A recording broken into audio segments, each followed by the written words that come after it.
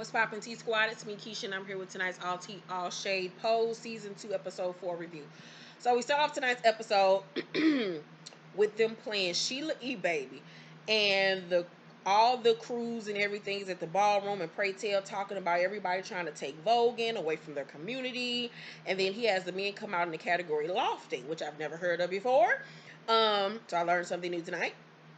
And they all show off their skills, and then here come Candy, baby. Here come Candy, just like Madonna, trying to battle. And Pray tell her she is not a dancer, and he is concerned about her mental health. Blanca say, Pray Tell, you wrong for that. And Candy want to know why he always putting her down. And Pray Tell say, I don't have to put you down when you're already at the bottom. And I was like, bitch, if a nigga said some shit like that to me, we fighting, goddammit. I'm gonna cut that nigga in his throat. So Candy said, you tell us we're supposed to be seen, that we could be anybody we want to be, but you're the only one that refused to see that I got heart and talent. And then he has the judges score her, and the judges give her fives and zeros shit. And Candy said, you gonna regret your words. I am somebody. And I was like, you better tell him, if you wanna be somebody, if you wanna go somewhere, you better wake up and pay attention. So Blanca and Pray Tell go to visit Judy at her job to talk about what they think is the AIDS cabaret, but she tells them that they're there to discuss Blanca's blood work. So she pulls out her file and says that Blanca's T cells are starting to climb because of the meds that she's taking.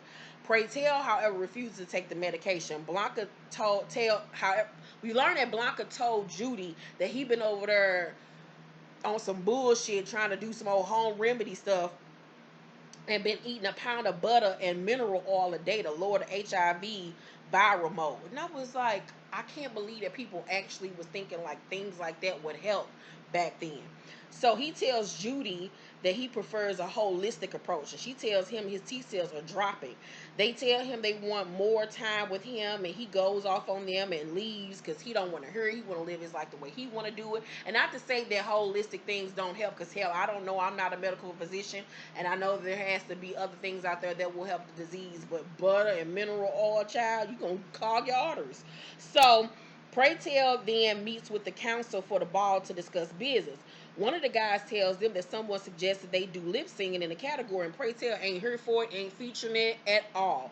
Little they know, but Candy is at the dining, overhears everything. She wants to discuss the new categories they're coming up with. She tells him lip singing is the future, but Pray Tell says that he will never make it a category.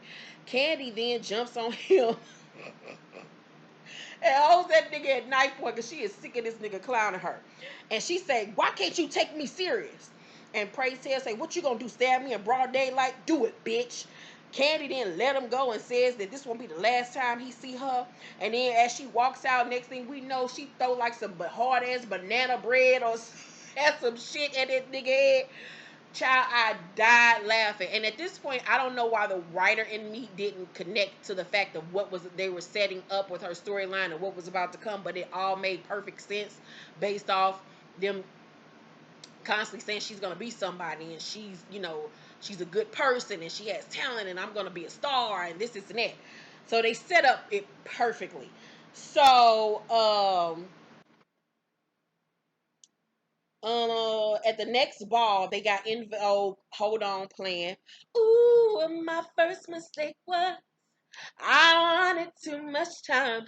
I might not love the time. Complain about, don't waste your time fighting like I'm that thought of despair. Hold on to your love. You got to hold on. Hey, you gotta hold on to your love. Oh, you got to hold on. That was my shit when I was a little girl. Woo, shit. That got me in the mood. Okay. Back to where the fuck I was at. So Angel runs in to get Blanca. Lulu tells them that Candy hasn't been to work in 2 days or checked in with her after doing tricks at the motel. And she's been doing tricks at the hotel so they can have money for their motherly expenses. Because it's hard being a mother out here, these damn kids that ain't got no job and shit. So Lulu and Blanca go down to the hotel to see if she's there, but the hotel manager's being a dick and won't let them in and won't give them any kind of information. So Blanca leaves her number and Candy's picture with the man, and they leave. So at home, Blanca then starts a missing person search for her, and then she gets a phone call. And then after that, they cut to Lulu banging on the door, and Blanca goes and answer the door. And she like, have you spoke to her? And Blanca was like, we're just gonna wait till Electra get here. She like, no, tell me now. And she was like, I got the phone call, and they found her, but she's dead. And Lulu just breaks down, and they both start crying. And then we see Electra, Lulu, Blanca, and Angel in the kitchen, and they talking. And Lulu asks Blanca to tell her what happened. So she tells her that the hotel manager was curious as to what the hell been going on in the hotel. So he had one of the maids go to the room to clean it up. And while the woman was in there, she saw a bloody towel, and she opened one of the doors and found Candy's body on the ground, brutally beaten, and she was bloody. So Electra says that the police won't do anything about it. Angel then go off. She drunk. She and her feelings about all the trans women and that have been killed in the last month. I think she said it was like 12 of them, but ain't nothing being done. And she says that they're gonna that Candy would want them to stand up and fight. And Blanca says no, we're gonna plan a celebration of life for her. And then Blanca, Lulu, and Electra go down to collect her. I'm sorry, Judy, Blanca, and Electra go to collect her body at the hospital, but the man won't do it because they're not her family. Judy makes him see how hard it is for them because the man is gay too, and she like basically like if it was your lover and something happened to him, you wouldn't have no say so because technically you're not his family or you're not married to him because remember back then you couldn't be married as a gay person. So she was like, think about how we feel. This is our family, but because we're not blood, technically, you know what I'm saying? We can't, get her body. So he finally helps them and tells them to send the body, that they'll send the body down to whatever funeral parlor they're going to use. And it's just so sad that back then, gay people were just so restricted in the things that they can do. And even now, it's still a lot of restrictions.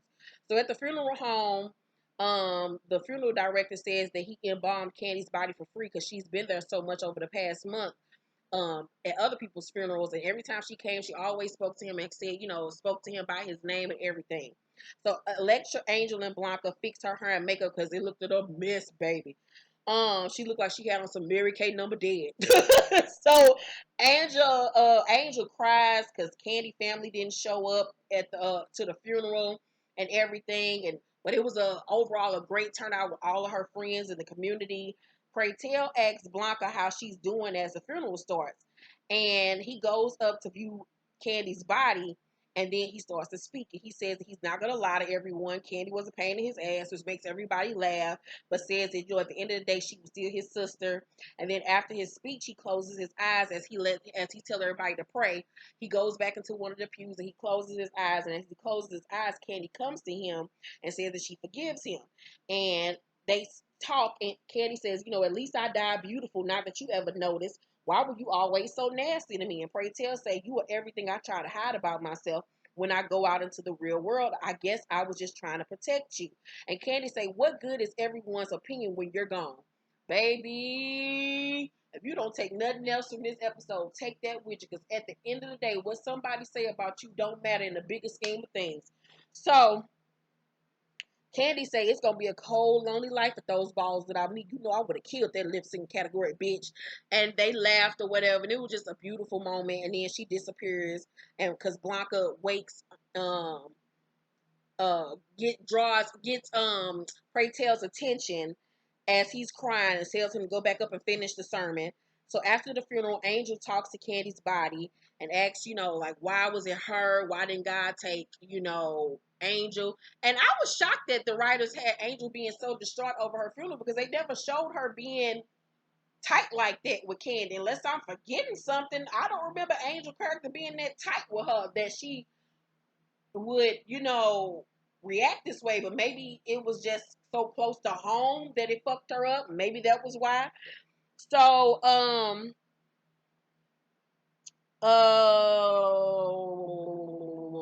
was I at?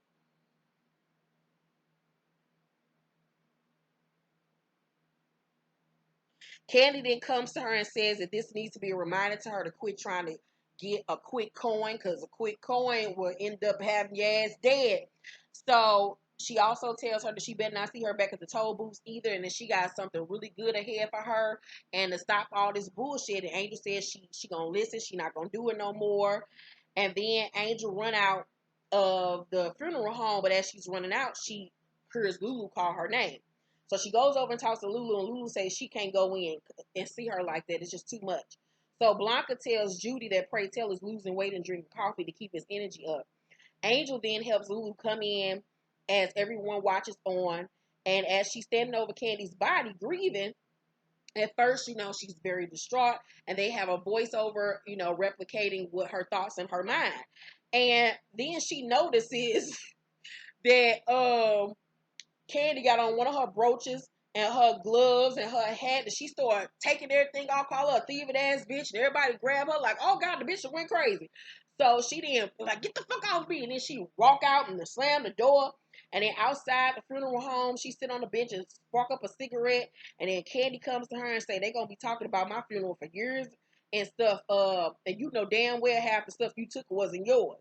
Lulu say it was a waste to bury it with her. Candy say, I know it was hard for you because you never liked me either.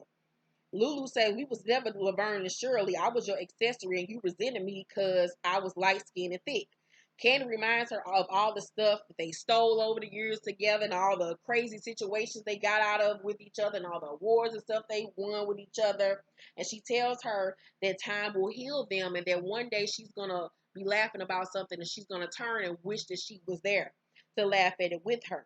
Blanca is in the church humming to Jesus Loves Me as Candy sits next to her and just has her hand laying on top of hers. Electra then tells her it's some old ass people outside eating all the refreshments and she needs to come see about it. So she goes outside and finds out that it's Candy's parents and her mother still refers to her as a he. She ain't really down with this. So her being transgender. So Blanca asks them to come inside and give their goodbyes. And Angel is shocked because they end up showing up anyway. So they casted the mother perfectly. That woman and that looked like she could have been Candy's mama for real. Perfect casting. So Candy comes to her mama, and her mama asks why did it take her so long to finally see her, to accept her. And Candy says that she thought she welcomed her when she was a little boy, when she always let her play in her stuff. And the mama says she never thought that she would be, come a woman. She thought it was something she would grow out of or that she would be gay, but she never thought that she would be a woman. So the mama says, on the outside, everything is different, but on the inside, all I still see is my baby. And she says, I've missed you. And the Candy was like, I've missed you too. And then Candy goes to her father and says that he always had a sweet spot for her. And the daddy says, all those boy things just weren't your way. And it just touched my heart because it just reminded me so much of my brother growing up because the boy things just weren't my brother's way. He liked playing Barbies with me. He liked cooking with my grandmother. He was into fashion. I knew as a little girl that he was different. I just didn't know what that different was. So that part just really touched me. Pray Tell then has the MCs from the ball come and announce that in honor of Candy, they will be offering a lip singing category and it will be called Candy Sweet Refrain. Blanca flicks her lighter on and says to Candy, and everyone else does. And then the pallbearers come to escort the casket out. But as they're walking the casket down the aisle, it morphs into the ballroom. And Candy comes out the casket with her Whitney Houston. I think that I wanna dance with somebody. Her and she had on a red fringe dress and glitter all over her body, and she just looks so beautiful and she's lip singing the Stephanie Mills Never Knew Love Like This Before, and everyone is just giving it to her, and she gets tens across the boards.